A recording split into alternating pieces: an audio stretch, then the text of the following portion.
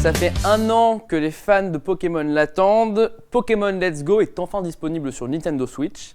C'est le premier RPG de la saga à débarquer sur la console hybride. Alors, on ne va pas tester le jeu, d'autres l'ont fait mieux que nous, mais nous on s'intéresse à autre chose. La Pokéball Plus, un petit accessoire qui permet de contrôler le jeu. Est-ce vraiment utile? Ça coûte plus de 50 €. On va vous dire ça.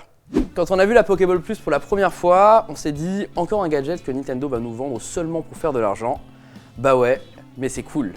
C'est cool pourquoi? Parce que c'est tout simplement le rêve de l'utilisateur adulte qui a connu Pokémon lorsqu'il était enfant, à savoir jouer avec une vraie Pokéball, pouvoir attraper un Pokémon avec le geste et surtout utiliser cet objet comme s'il était un vrai dresseur. Là où Nintendo a été assez malin, c'est qu'il cache dans la Pokéball Plus une vraie manette équivalente au Joy-Con, c'est-à-dire que vous avez ici un joystick qui vous permet donc de déplacer le personnage en cliquant de valider une action.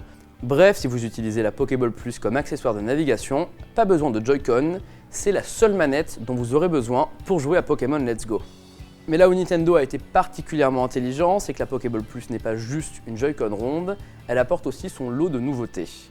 À commencer par un système de vibration haptique qui imite en fait les vraies sensations d'une Pokéball. Quand vous attrapez un Pokémon, elle va vibrer gauche-droite, gauche-droite, gauche-droite, comme ce que vous allez voir à l'écran. Un système de LED autour du joystick va permettre d'imiter les couleurs qu'a la Pokéball. Rouge si le Pokémon s'enfuit, vert s'il est attrapé, et c'est tout simplement très amusant.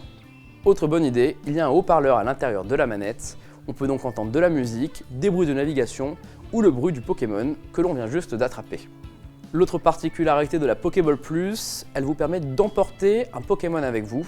Par exemple, vous mettez votre Pikachu dans le jeu et la Pokéball Plus sert de podomètre, elle mesure votre nombre de pas, le nombre de kilomètres et lorsque vous rouvrez le jeu, elle augmente le niveau d'expérience du Pokémon en question. Un gadget peut-être, mais c'est aussi une aide pour les enfants qui du coup vont avoir un Pokémon plus fort qu'auparavant et surtout qui ont un bon élément de motivation pour sortir dehors ou aller faire du sport, une bonne idée de Nintendo donc. Dernier intérêt qui parle plus aux connaisseurs de l'univers Pokémon, pour l'achat d'une Pokéball Plus, il y a un Mew de niveau 1 à l'intérieur, un Pokémon légendaire qui va donc enrichir votre équipe. Pour justifier le prix de l'accessoire, Nintendo rend également le Pokéball Plus compatible avec le jeu Pokémon Go sur smartphone.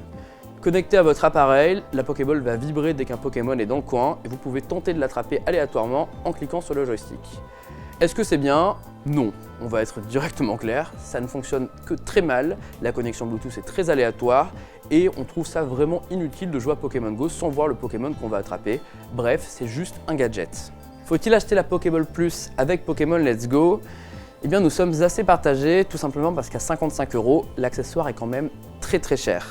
Maintenant, si vous voulez faire plaisir à votre enfant ou tout simplement vous amuser à enfin devenir le dresseur que vous avez toujours rêvé d'être, l'accessoire est vraiment réussi, ce n'est pas un gadget inutile, c'est une très bonne manette de jeu et vous devriez être satisfait de votre achat.